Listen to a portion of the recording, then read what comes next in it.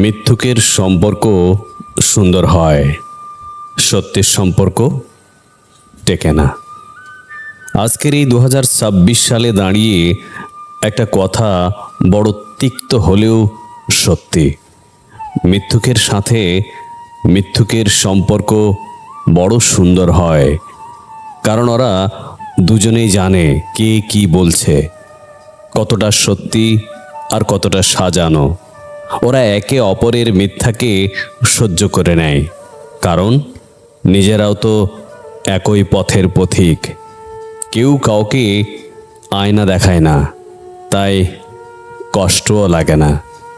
কিন্তু একজন সৎ মানুষ, সে যেখানেই যায় সত্যি কথা বলে ফেলে। আর এই যুগে সত্যি কথা বলাটাই সবচেয়ে বড় অপরাধ হয়ে দাঁড়িয়েছে।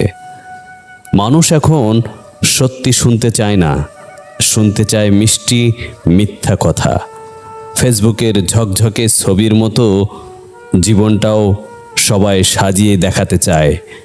ভেতরে যত ফাটলই থাকুক না কেন, তাই যে মানুষটা সত্যি বলে সে অনেক সময় একা হয়ে যায়। তার সম্পর্কগুলো টেকে না, কারণ সে কাউকে খুশি করার জন্য মিথ্যে কথা বলতে পারে না। অথচ ভেবে দেখুন, এই সততাই তো সবচেয়ে দামি জিনিস। আজকের দিনে চাকরির ইন্টারভিউ থেকে শুরু করে পারিবারিক সম্পর্ক, বন্ধুত্ব, এমনকি ভালোবাসা, সবখানেই মানুষ একটা মুখোশ পরে ঘুরছে। যে যত ভালো অভিনয় করতে পারে সে তত বেশি জনপ্রিয়, আর যে মানুষ আসল রূপে থাকতে চায় তাকে বলা হয় বেশি কথা বলে বা মানিয়ে নিতে পারে না। কিন্তু সত্যি বলতে কি, মিথ্যার উপর দাঁড়ানো সম্পর্ক বেশি দিন টেকে না।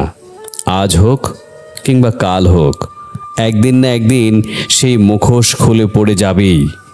তখন বোঝা যায় যাকে এতদিন আপন ভাবা হয়েছিল সে আসলে শুধু সুবিধার সম্পর্ক রেখেছিল। আর যে সৎ মানুষটাকে একসময় একা মনে হতো, দেখা যায় সেই একাই সবচেয়ে শান্তিতে আছে।